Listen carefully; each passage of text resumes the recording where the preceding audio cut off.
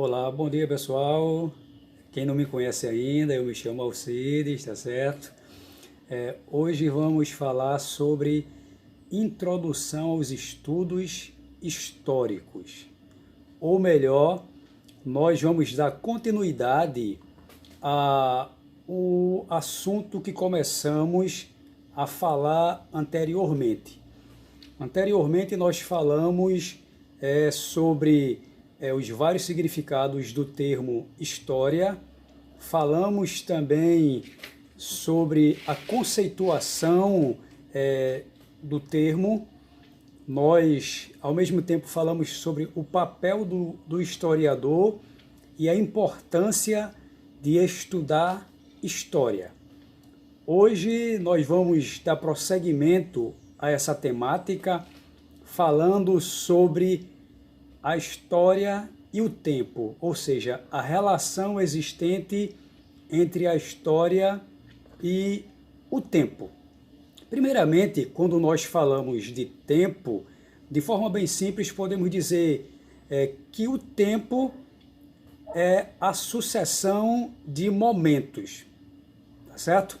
Ou seja, o tempo é aquela sensação, aquela concepção que nós temos de que as coisas estão se passando, indo embora, fugindo do nosso controle, que as coisas estão se esvaindo. Isso seria o tempo.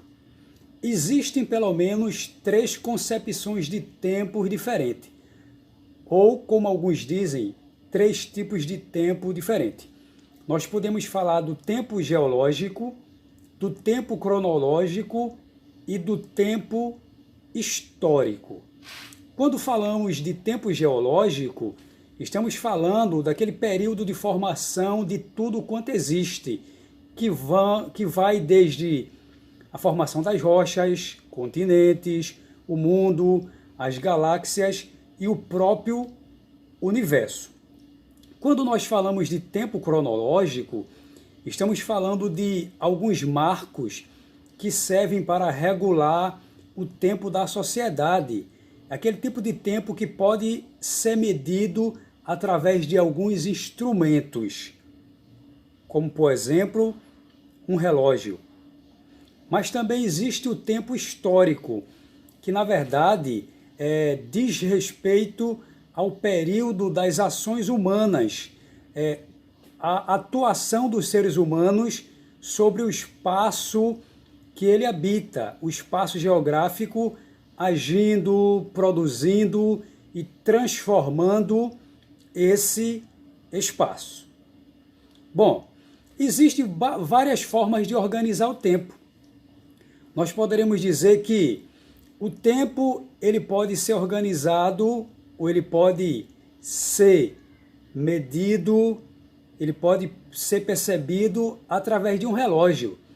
Através de um relógio nós podemos mensurar o tempo em milésimos, em segundos, em minutos, em horas. As unidades de tempos maiores, nós podemos usar um calendário para medir, para mensurar. E dessa forma, nós podemos usar um calendário para mensurar aquelas unidades de tempo que se referem a dias, meses e anos. Um calendário, o que seria? Na verdade, um calendário é o nome que nós damos à forma de dividir e contar o tempo cronológico, tá ok?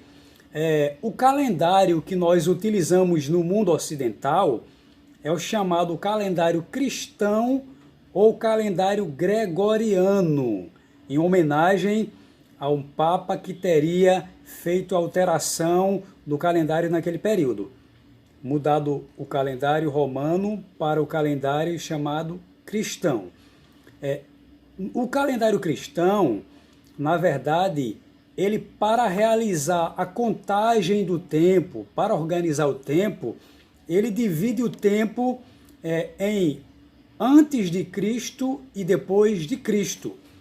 Os períodos anterior ao nascimento de Cristo recebem a abreviatura AC, antes de Cristo. E os períodos depois do nascimento de Cristo recebem a abreviatura DC, depois de Cristo. O calendário cristão, para fazer a contagem do tempo, considera o nascimento de Cristo porque, para os cristãos, o nascimento de Cristo foi o evento mais importante da história da humanidade. Mas só existe o calendário cristão, só existe esse tipo de calendário, o único marco importante para se contar o tempo é o nascimento de Cristo? Não. Existem outros calendários que levam em conta outros eventos importantes também para realizar a contagem do tempo. Por exemplo, existe o calendário muçulmano, existe o calendário judaico, existe o calendário chinês, existem vários tipos de calendários. Mas o calendário cristão é considerado um calendário universal. Bom, e se referindo ao calendário cristão, como falamos, ele mede o tempo, organiza o tempo em dia, meses e anos. Mas existem períodos ou unidade de tempos maiores do que essa. Existem as chamadas décadas, que são um período de 10 anos. Existem também os chamados séculos, que são um período de 100 anos. E existe também os chamados milênios, que são os períodos de 1000 anos. Para, na verdade, se mensurar essas unidades de tempo maiores, não é possível se utilizar de um calendário. Bom, para se falar dessas unidades de tempo que são maiores, na verdade, se utiliza as chamadas periodizações. Só que, dentre essas unidades de tempo, as décadas, os séculos e o milênio, a unidade de tempo mais utilizada nos estudos de história é o século. Sempre nós vamos ouvir falar, século tal, século V antes de Cristo, século V depois de Cristo, século XVIII, e sempre nós estaremos falando nos estudos de história sobre séculos. Quando nós escrevemos século, nós usamos o chamado algarismo romano. E geralmente, nós quando falamos sobre determinado século, usamos a expressão século I, século II, século III, até o século X. Depois daí é século XI, século XII e sucessivamente. Como é que eu posso identificar determinado século? Como é que eu posso saber a qual século pertence determinado ano? Exemplo, 2019 pertence a qual século? Como é que eu vou fazer isso? De forma bem simples. Eu faço uma continha de somar. Eu coloco 20 mais 1 dá quanto? 21. Ou seja, 2019 pertence ao século 21. E eu represento isso em algarismo romano. Eu coloco século 21, ou seja, século XXI. Para você entender melhor, você pega lá o ano de 2019 e você isola a dezena. A dezena são os dois primeiros números, que são o número 20, 2, 0. Você coloca abaixo dele o número 1 e você soma e vai dar 21. Corresponde ao século 21. Só que existe uma exceção à regra. Qual é a exceção? Toda vez que determinado ano ele terminar em 0, zero, na verdade, a própria dezena já corresponde ao século daquele ano. Exemplo, o ano 2000. Quando eu isolo ali a dezena 20, eu já encontrei a qual século pertence o ano 2000. Pertence ao século 20. Bom, como eu falei, que existem períodos que, na verdade, eles são longos ou extensos demais para se medir com calendário. E dessa forma, para nós nos situarmos cronologicamente falando, nós usamos um recurso chamado de linha do tempo. A linha do tempo, na verdade, ela vai nos ajudar a sabermos em qual período nós estamos, ou em qual período ocorreu determinado evento. Existem várias linhas do tempo, só que as linhas do tempo mais tradicionais, elas começam mostrando um período da vida humana chamado de pré-história e depois chamados tempos históricos. E há um acontecimento importante que divide a chamada pré-história dos chamados tempos históricos, que é a invenção da escrita. Bom, a periodização histórica, existe pelo menos várias periodizações históricas que foram criados de acordo com critérios estabelecidos pelos historiadores. A periodização histórica mais tradicional, a que nós usamos, foi criada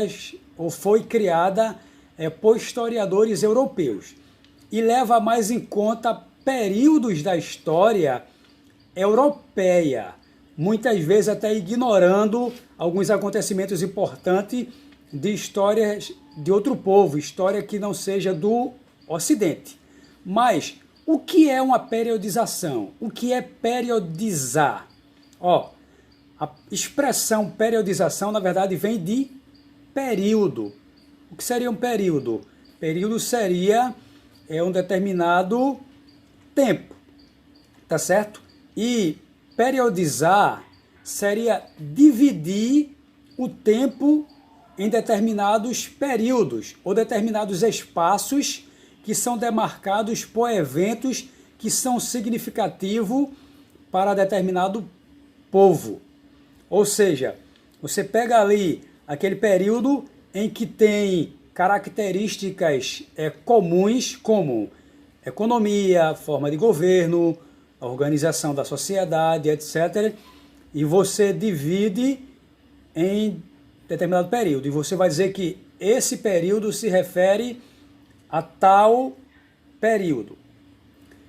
A história, ela pode ser dividida dependendo do critério que venha a ser utilizado. De acordo com o critério utilizado, nós poderemos dizer que a história ela pode ser dividida de forma temática ou de forma cronológica. Levando em consideração o critério temático, nós poderemos dividir a história pelo menos em duas partes. Nós podemos dizer que existe uma história geral, que é a história do mundo, dos povos, de todos os países, e existe também a chamada história nacional, que é a história de um só país, de um só povo. Se nós levarmos em conta o critério cronológico, de acordo com esse critério, nós iremos pegar a história geral e dividir em vários períodos.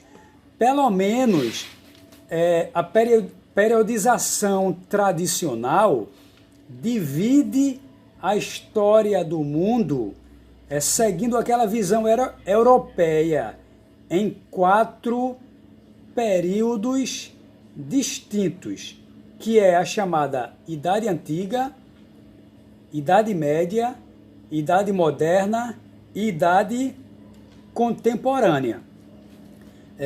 Quando eu falo de Idade Antiga, quando é que termina e quando é que começa a Idade Antiga? Lembrando que essa divisão ela é convencional. Se convencionou chamar determinado período de Idade Antiga, como nós falamos, Idade Média, Idade Moderna, Idade Contemporânea. E sendo assim, a Idade Antiga ela é também chamada de Antiguidade. E ela se estende de aproximadamente 3.500 a.C., com a invenção da escrita, e vai até 476 d.C., com a queda do Império Romano do Ocidente. A Antiguidade, ou Idade Antiga, ela pode ser subdividida em Antiguidade Oriental, que estuda ali mais a história do Oriente, como Egito, Mesopotâmia, China, Pérsia e outros povos ali do Oriente.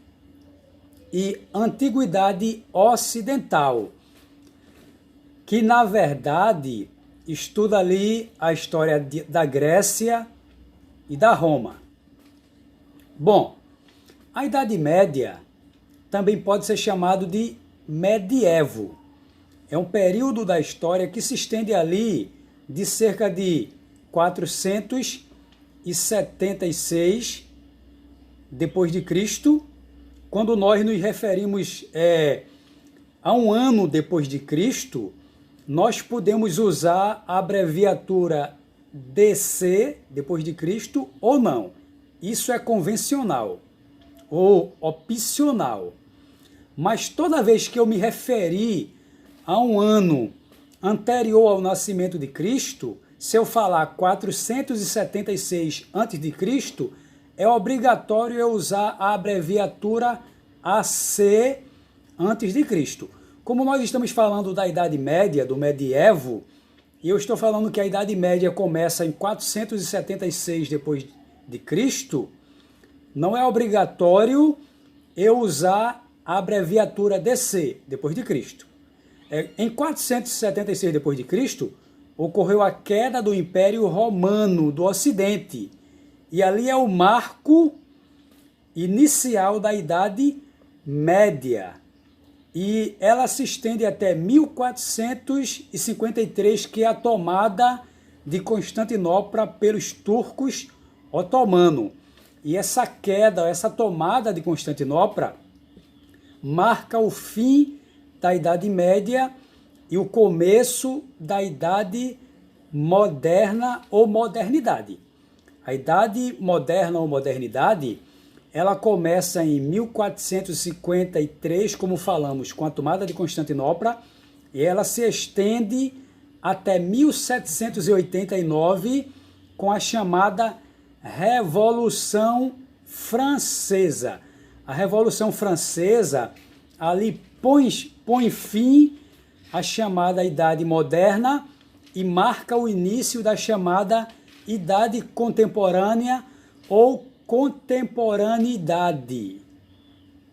Bom, se referindo à história nacional ou à história dos países, no nosso caso aqui, a história nacional, nós falamos da história do Brasil.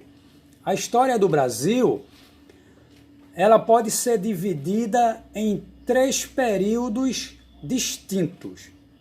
Nós falamos do Brasil colônia ou do Brasil colonial, que na verdade é o primeiro período da história do Brasil, que se inicia em 1534, porque de 1500 até 1534 é o chamado período pré-colonial, ainda não havia sido iniciada a colonização do Brasil, E esse período colonial, ou Brasil colônia, ele inicia com a chamada criação das capitanias hereditárias e vai até 1822, com a independência do Brasil. O segundo período da história do Brasil é o chamado Brasil Império, ou Brasil Imperial.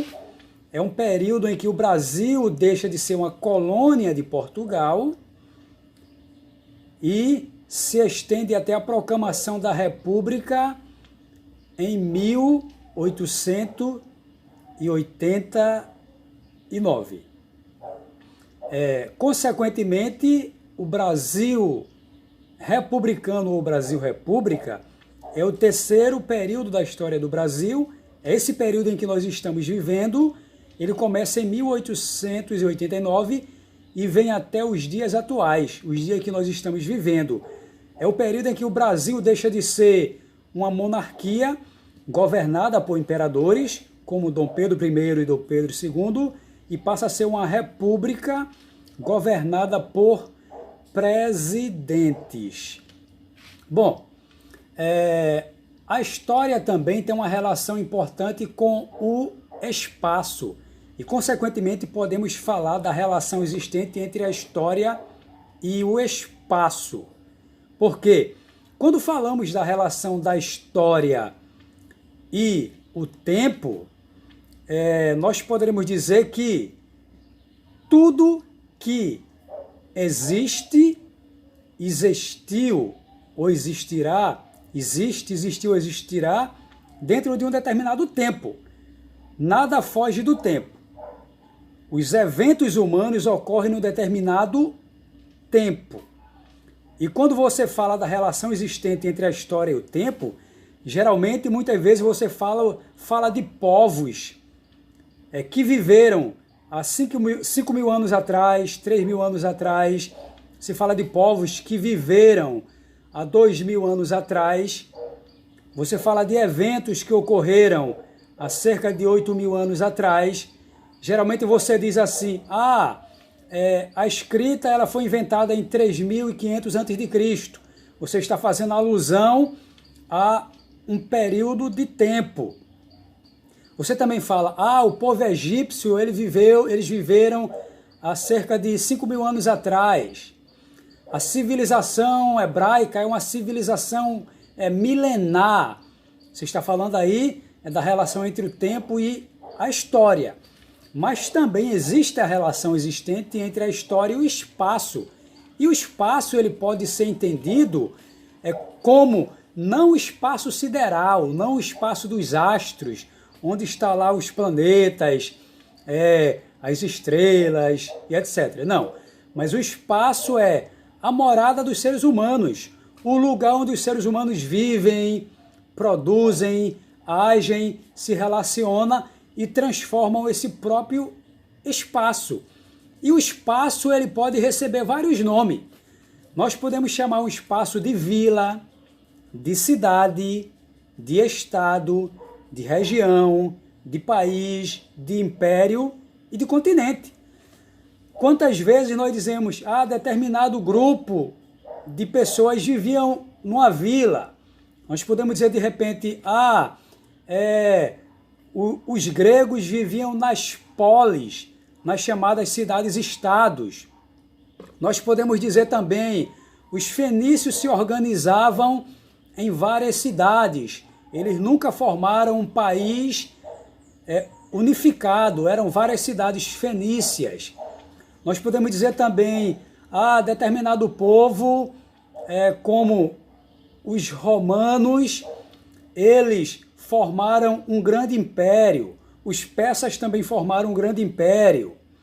E nós também podemos dizer que determinados povos foram se agrupando e eles passaram a habitar a área que corresponde a um continente. Ou nós podemos dizer que determinado povo vive no continente europeu, ou vive no continente asiático, ou vive no continente americano e sucessivamente. E nós com isso terminamos essa temática sobre a introdução aos estudos históricos. Muito obrigado pela atenção de vocês por hoje.